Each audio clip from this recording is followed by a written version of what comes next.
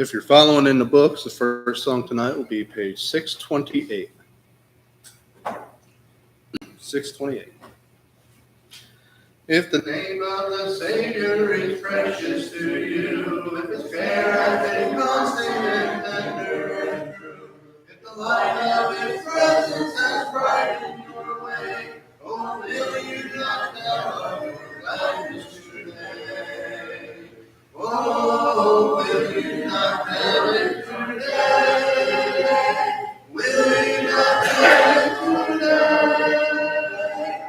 If the light of his presence has brightened your way, oh, will you not tell it today? If your faith in the Savior has brought you before, if the strength you have found in the Lord, if the hope of the rest in his hand, oh, will you not brother the story with me? Oh, will you not tell it today? Will you not tell it today? If the light of his presence has brightened your way, oh, will you not tell it today? If the souls all around you are living in sin, if the Master has told you to bid them come in, if the sweet invitation they never have heard, oh, will you not tell them the cheering word? Oh, will you not tell it today? Will you not tell it today? If the light of his presence has brightened your way, oh, will you not tell it today? Page 719. 719. Angry words, oh, let them never from my tongue unbridled sin. May the heart that's impulsive check them with its own love. Love one another, thus saith the Savior. Children only the Father does command. Love one another, thus saith the Savior. Children only the blessed command. Love is not to pure and holy, friendship is to sacred far. For a moment's reckless longing, love to desolate and more. Love one another, blessed the Savior. Children only the Father's blessed command. Love one another, blessed the Savior. Children only the blessed command. Let a word be sweetly spoken. Let thy thoughts be greatly stirred. Show our love to one another with abundance of kind words. Love one another, blessed the Savior. Children obey the Father's last command.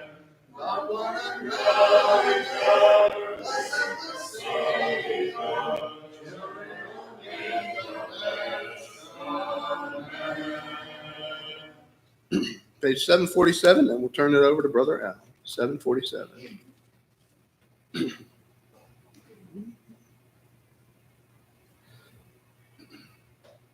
Sing on, ye joyful pilgrims, nor think a moment's fall. My faith is ever rising.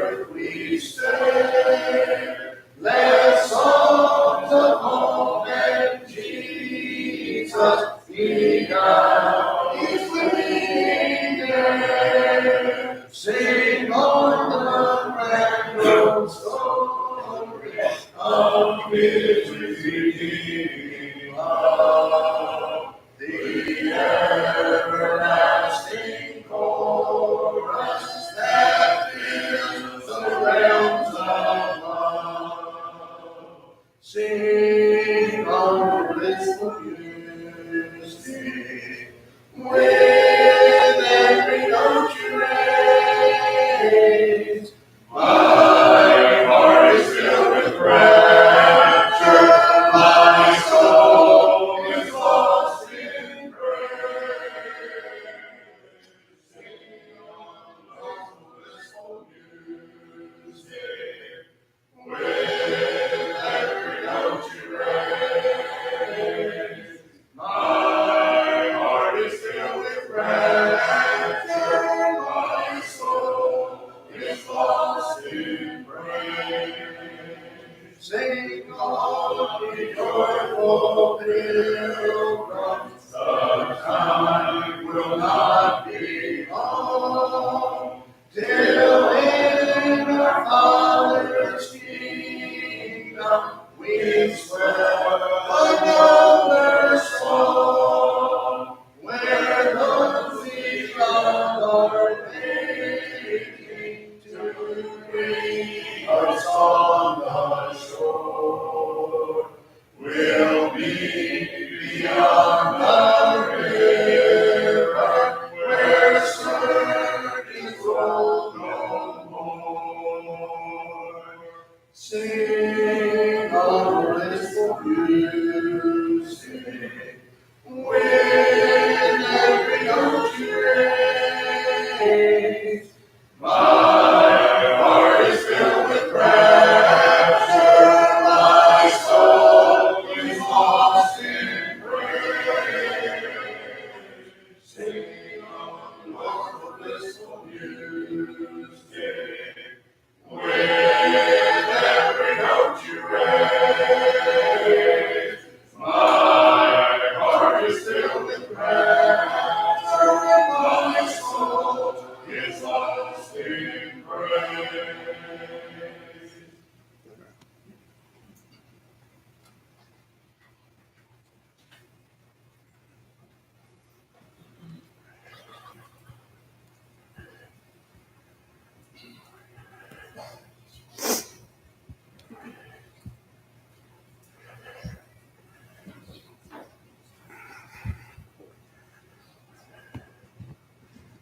Good evening. How's everybody doing tonight? You got the memo?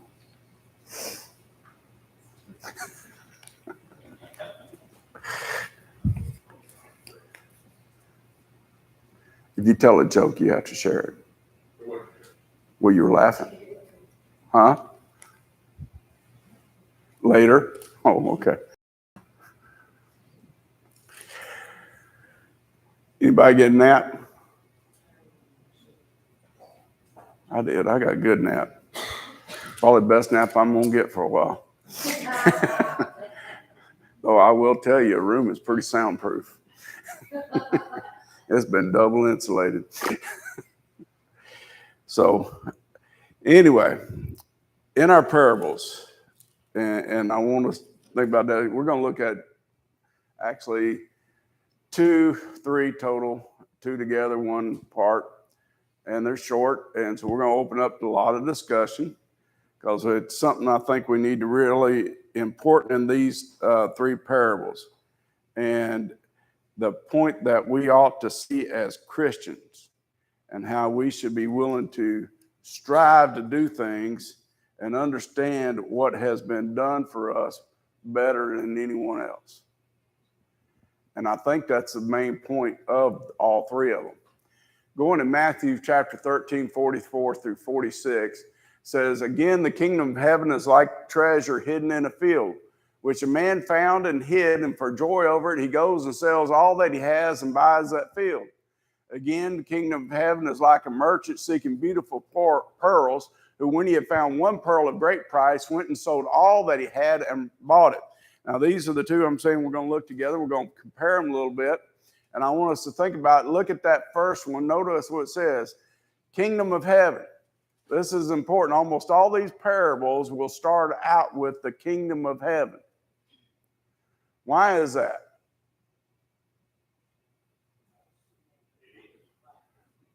It is. Okay? Kingdom of heaven, it should be the most important thing that there is to offer. What's more important than the kingdom of heaven in this world? Nothing. No, God, what is the greatest blessing God has given us opportunity for? Huh? One day get to heaven. It has been said, and it is true, that, and the way it was put is, if you get to heaven and your children don't, their life is meaningless.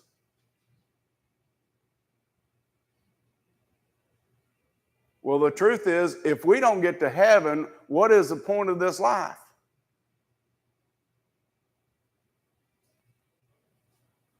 What does it mean? See, everything will have been in vain if we don't make it to heaven. I want you to think about that. For everyone that is lost, Jesus died in vain.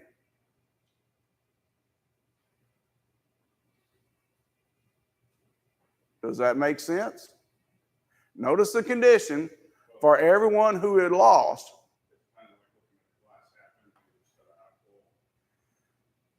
Well, here's the deal. You either say, you say half empty or half full. Well, the reality is it's neither half empty, it's neither half full. It's either going to be full or there is no half. There is no halfway in trying to get to God. It is, you're either going to receive the full reward and life will be completely meaningful because that's where it led to, or you're going to receive nothing but punishment and life will be completely meaningless.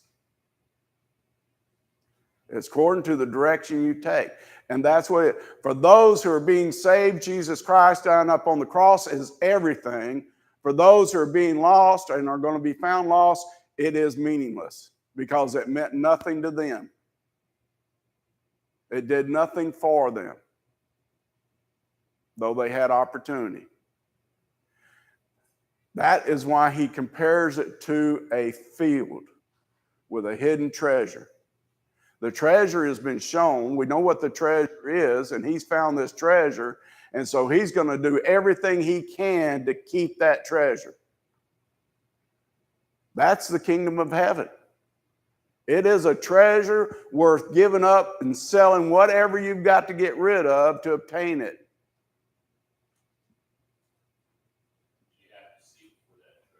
You have to seek, but I want you to understand something. He wasn't seeking it. He found it by accident. Sometimes we need to understand that approach to the gospel. Sometimes people aren't seeking it when they find it because somebody came and showed it to them. But the thing of it is, once you find it, you do everything you can to hold on to it. That's the same with the great price. See, the difference in the two, the pearl of great price and the man that bought the field, the man that found the treasure in the field, he wasn't looking for it when he found it. The guy with the pearls, he was sitting there, he was looking for pearls. He was looking for pearls. And then he found this one that was priceless. And that's what we need to realize. I went on to, and that's the thing that I put. It's priceless.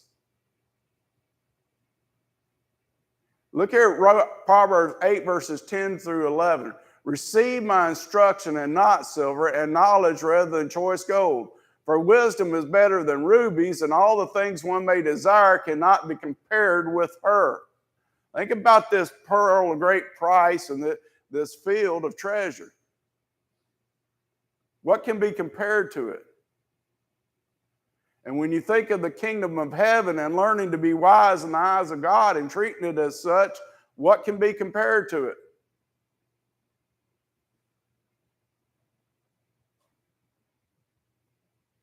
What on this earth is worth it? Solomon goes on to write, I, wisdom, dwell with prudence and find out knowledge and discretion. The fear of the Lord is to hate evil, pride and arrogance and the evil way and the perverse mouth I hate. Counsel is mine and sound wisdom. I am understanding. I have strength. Now I want you to think about that. He says wisdom, using wisdom as an identity. It says pride and arrogance and the evil way and the perverse mouth I hate. Wisdom hates that because it's unwise. By me kings reign and rulers decree justice. By me princes rule and nobles. All the judges of the earth I love. Those who love me and those who seek me diligently will find me. Riches and honor are with me, enduring riches and righteousness. And notice it is what wisdom said. Is he talking about physical riches when he says that? No, he's talking about being rich with God. No, my fruit is better than gold. Yea, yes, than fine gold, and my revenue than choice silver. I transverse the way of righteousness in the midst of the paths of justice, that I may cause those who love me to inherit wealth, that I may fill their treasures. This is about having treasure with God and being wise in the eyes of God, trusting in God's wisdom. How many times do we get the idea that we're smart?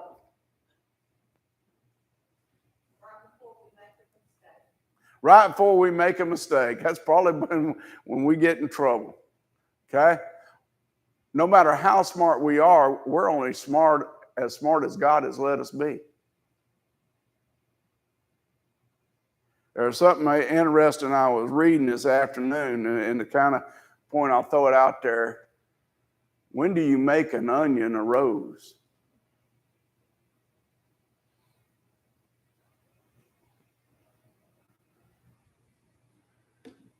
What is a rose?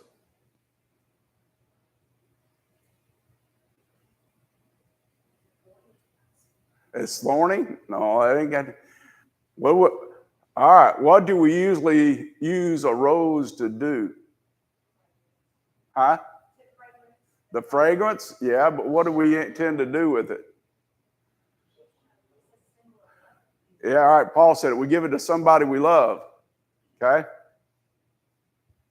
So, what's an onion? Huh? Good for eating. In the right manner. But now, let's change that up. Now, Donna said a rose has a fragrance. Most of it's beautiful. What about an onion?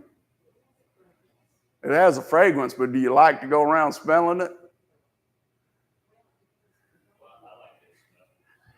Well, I like it sometimes, but I know you messed me up. You messed up my point.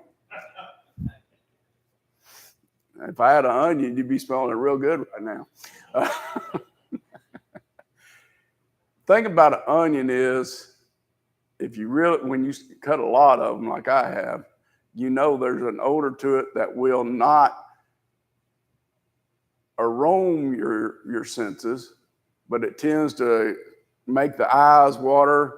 You know the smell, and if it gets old, when it gets old, what does it do? It starts to stink. Huh? And rot. Well, that's why it's stinking. It's because it's rotten.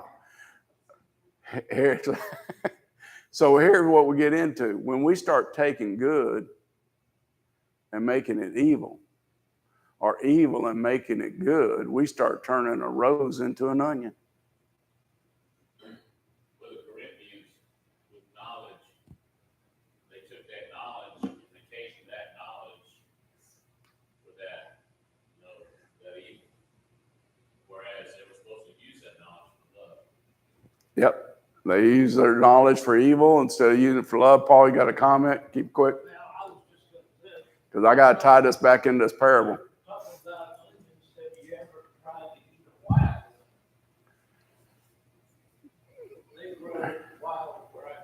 I remember them wild onions. No, I never ate one. I understand that they tell you they're stronger. They're much stronger. Society's garlic. That's probably it.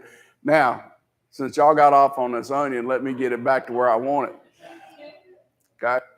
The kingdom of heaven is the rose. When we start treating it like it's a common thing, we're turning it into an onion.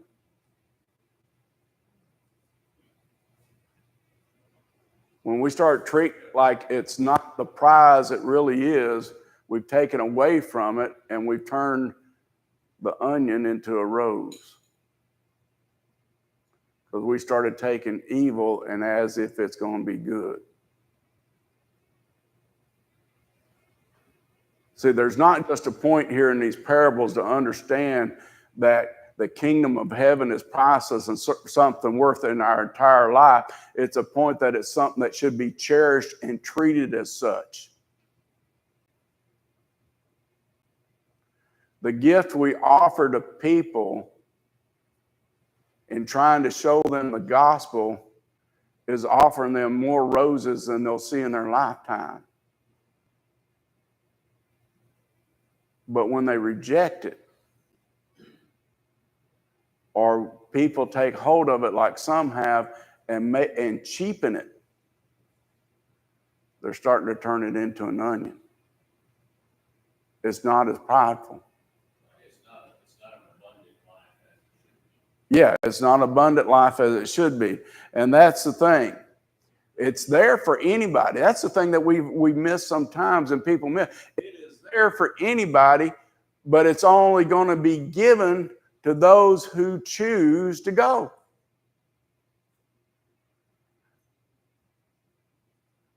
Some of y'all going to an RV rally next week. Who all is going? Why are you going? Why are you going? Because you wanted to go. Because you chose to go. That's the point I'm trying to get across. Because you chose to. Okay? Reality is, some of us aren't going because we're not able to choose to. Right? Think about this point.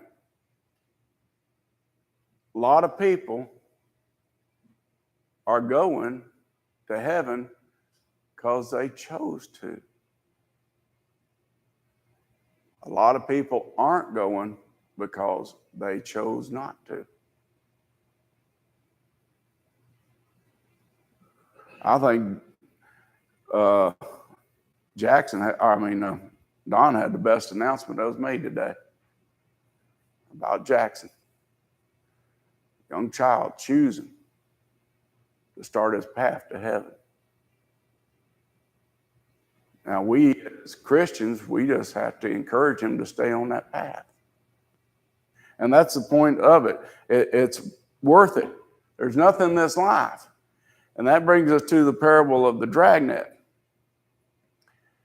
Again, the kingdom of heaven is like a dragnet that was cast into the sea and gathered some of every kind. And when it was full, they drew to the shore, and they sat down and gathered the good into the vessels, but threw the bad away. All right. What's a dragnet? Joey, you fish. Do you ever use nets? I do, not a drag net, but it's a large net that you drag and catch everything. You drag it through the water, and whatever's there, you catch. Right? What do you do with bad stuff you don't want? You cull it. You throw it out. Okay?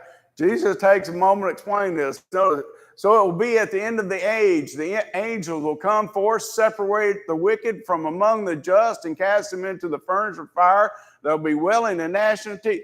There's another parable that indicates that not everyone that answers the gospel call will make it into heaven. That brings back how important it is to encourage one another, like I said about encouraging Jackson. It's not enough just to answer it. You got to stay forth in it. And that's the point that he's pointing. And notice that point, cast him into the furnace of fire. There'll be wailing and gnashing of teeth. I think that's one of the great issues today that people don't realize, that people have kind of went to, is that heaven or hell is just not that bad. You ever gnash your teeth at pain? You know why I hate going to a doctor and give blood? Because I have veins that act like submarines. They run silent, they run deep. And then when they try to find one, they poke 4 or 5 times. And if that's not bad enough, they'll flip over and they'll go, oh, well, you got some nice ones right here. And they'll poke me in the hand and it burns. That hurts more than this. And it burns. And usually I'm like this. My wife, the last time, it's okay, it's okay. And I'm just looking at her, it ain't your hand. I'm not playing. I'm dealing with the pain. It hurts. And I consider myself a person that can take a lot of pain. That's the pain that gets to me. But think about it. That's what Jesus, that gnashing of teeth, trying to deal with the pain. And wailing, that's just screaming out because the pain is so great. I think we need to get back to telling people hell's bad.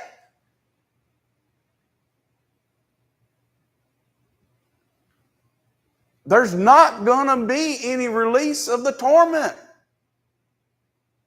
And just as great a prize as heaven is, hell is a punishment.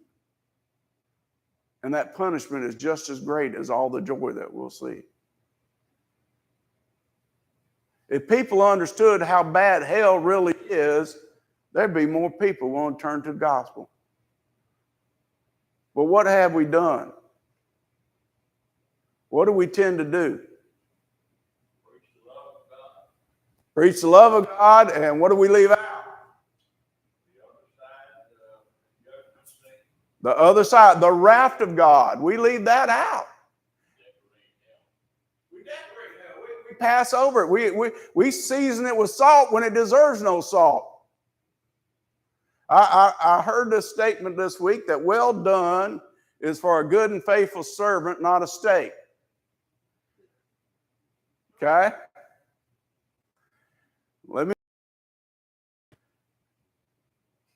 Everybody in hell is going to be done. The well done of a servant from God is a favorable thing. Hell is not going to be favorable. When we see somebody that we know they're not trying to live right according to God, it should move us to tears. We should realize that is a soul that is being eternally lost.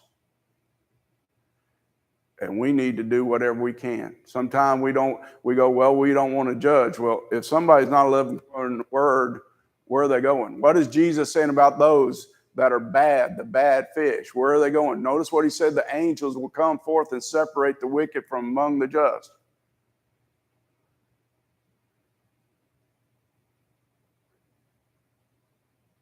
Who got a problem thinking that bin Laden is lost? I don't see him as being saved. There's nothing in my scriptures that says that man has a possibility of turning home. For one thing, he denied Jesus as Son of God. And Jesus said, nobody comes to the Father except through me. Now, if God found some way to find him just, then that is wonderful. But we need to understand that hell is real and people are being lost. And we need to take the scripture sometime and say, is that what it says? It's not easy. Sometimes we make excuses. Why? Mainly because of family members. I'm going to tell you, I got people in my family I'm thinking about right now that have gone from this world, and I'm grateful that God is a righteous judge. You know why? Because he knows more about them than I do, and if there's any way he can save them, he will. but I worry about where their soul is because I know how their lives were. This is the point of that. Look at Mark 16, 15 and 6.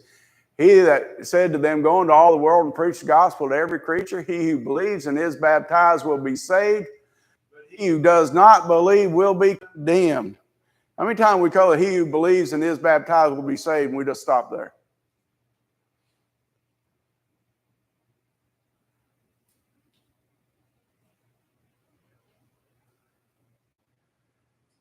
I remember this guy I used to call Squirrel. Sent me a text message. He used to date my daughter. Sent me a text message. I was coming into Chicago several years ago for her graduation from the Navy basic training. We're not going to get into what all was said, but it basically was a term that you should never send a father of a daughter about how excited he was going to be see her when she graduated. Now, I made all the hotel arrangements for everybody that was going up there, which was right on base.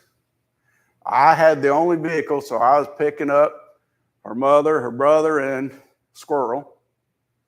And I was on the phone when I got that text message, and I read it because up on my dash, and the guy I was talking to, using hands-free, I said, Squirrel's just a special kind of stupid.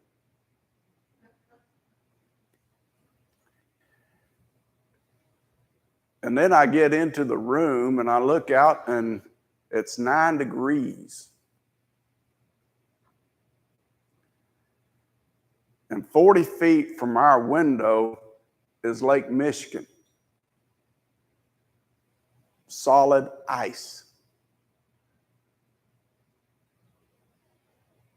So the next morning, 11 o'clock, I picked him up and I said, let me explain something to you. I said, you notice I didn't answer your text, but yes, sir, it's okay. It's okay. No. I need you to understand some things.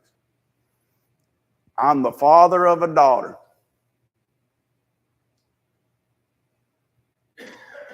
And there are things that I can accept and there's things that I don't want to ever see or know about.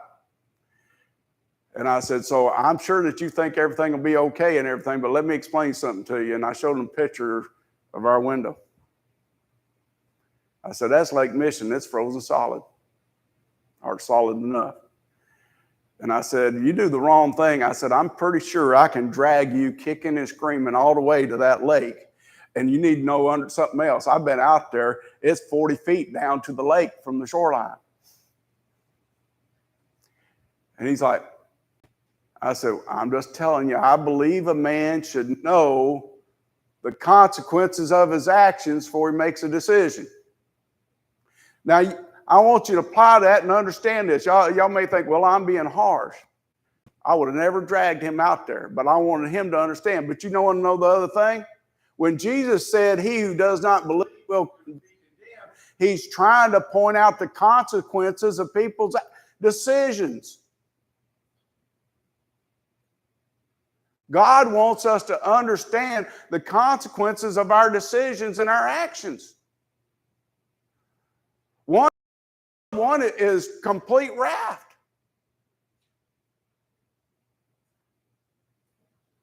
And so when we go out there spreading the gospel, those that have rejected him, rejected his son who died for him.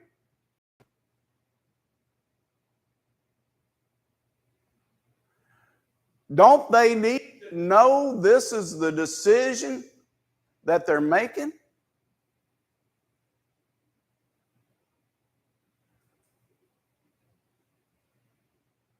We go to doctors trying to get treatment, hoping to get the right deal. We hope that they give us a good decision to make and an honest decision.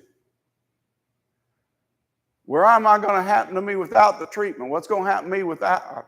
I brought up that change of diet. It's not that big of a change for me to make a change and things to go better. The doctor, I really liked him. I hate the fact he's moved to Atlanta this weekend because I really like him. And he told me straight up, he goes, now you don't have to do anything I say. But if you don't, you're going to keep having the problem you're having, and it's just going to get worse and worse and worse. And he says, eventually you'll have an ulcer. And I'm like, man, the stomach I had is gone.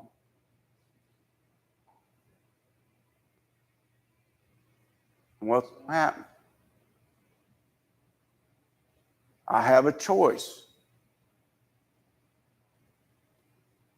One is not a major change in my life, but it will improve it. In fact, I've already seen it in the last week or last few days. The other, there's going to be a lot of sleepless nights with the other.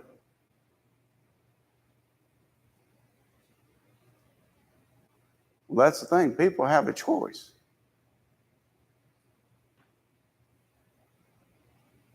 And we need to be willing to share it. That dragnet is not going away.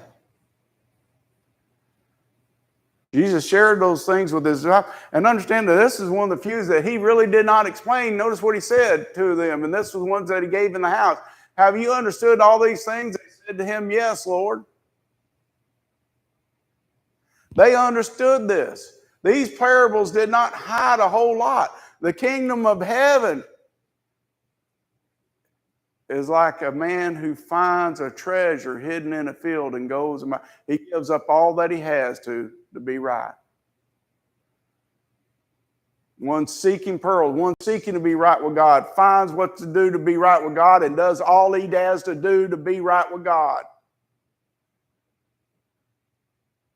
And the gospel is like a dragnet. It's going to catch all it can from every nation. And those that live faithful will be saved, and those who don't will be discarded. So we go and spread that dragnet by preaching the gospel. Those that receive it and obey it, believe it, and are baptized will be saved. There's a thing there. Sometimes people get the idea, well, as long as I'm baptized. Well, that believing don't stop after baptism. That obedience doesn't stop after baptism. It continues in it. And those that reject it will be condemned. And it's not because God is unloving, but he also has satisfied his justice. It's only just for those who reject him and his son to be lost. And I don't ever think God takes pleasure in it, because he says so in Ezekiel 18, Ezekiel 33, I take no pleasure in the death of the wicked. No pleasure. God doesn't want to see anyone be lost. That's why he gave his son. He takes no pleasure. He'll take no pleasure at the day of judgment and casting that rightful judgment on the lost, because he did everything he could to save them, and he still won't take any pleasure in doing that. Took me a long time. I'm 63 now. Somebody wanted to know the other day what my age was on my last birthday, and I said 36, and they figured out I transposed the numbers. I got to do something to share with you. I was 61 for 2 years. It wasn't until this year I realized, until a couple months ago, I realized, hey, I'm 62. I'm going to be 63. That's what our mind does to us sometimes. I think it was about a year ago that I figured out when it says God will wipe away every tear from every eye, it's not just ours. It'll be his own. It will be his own tears as well. He's going to cry over the lost as much as the saved will when they see him. But when we enter into heaven, and don't ask me how, but he's going to make everything all right.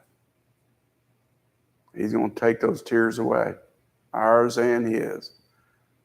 It's kind of like when you realize somebody don't love you and you figure out somebody else does. What do? You turn to the one that really loves you and you treat them right. And you quit worrying about the one that don't. God's going to take pleasure in those who love him. And those who love him will take pleasure in God in heaven. Comfort. Comfort's all there's going to be in heaven. Complete comfort and joy. In hell, there'll be nothing but torment. No comfort whatsoever. So is your life worth giving up everything you have to be in heaven? Is your soul worth it? Jesus concluded with this, and he said to them, therefore, every scribe instructed concerning the kingdom of heaven is like a householder who brings out the treasures, things new and old. Think about that today. Never really read it as it did. That's what Bible teachers and preachers are supposed to do. They're supposed to show the old things that people already know, bring them in remembrance that, and things that you learn, they're supposed to share them. Why? Because it's all about encouraging people to go to heaven. And sometimes that means discouraging them from sinning. We should never, ever take an onion and present it as a rose.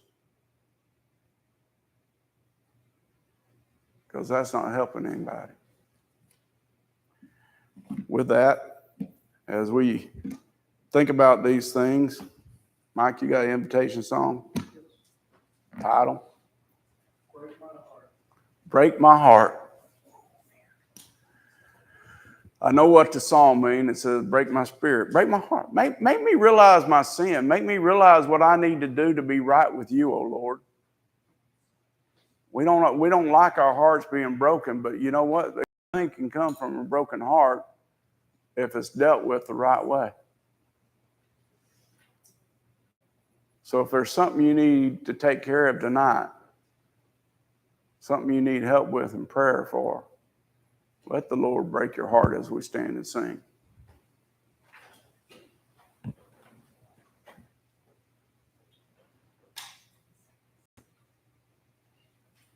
Break my heart, dear Lord.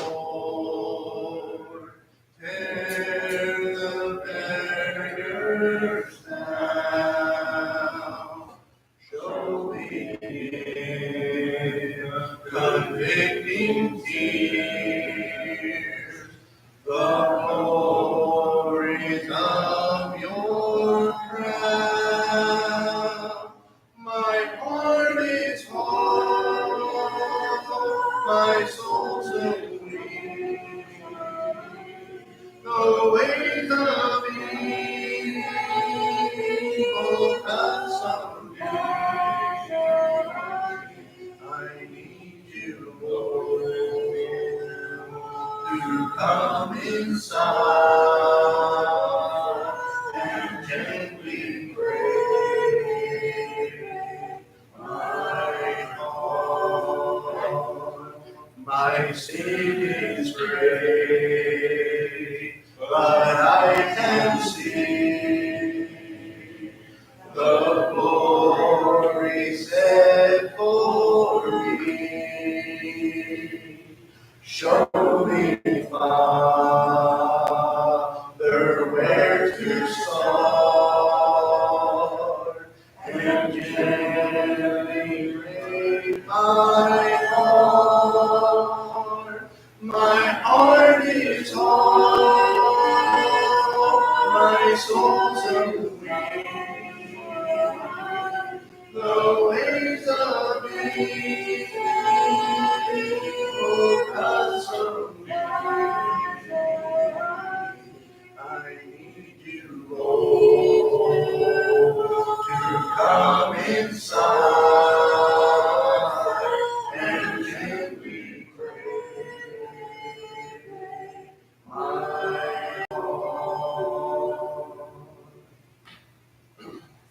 everyone for being here this evening. Brother Joey will have the communion for those who need communion.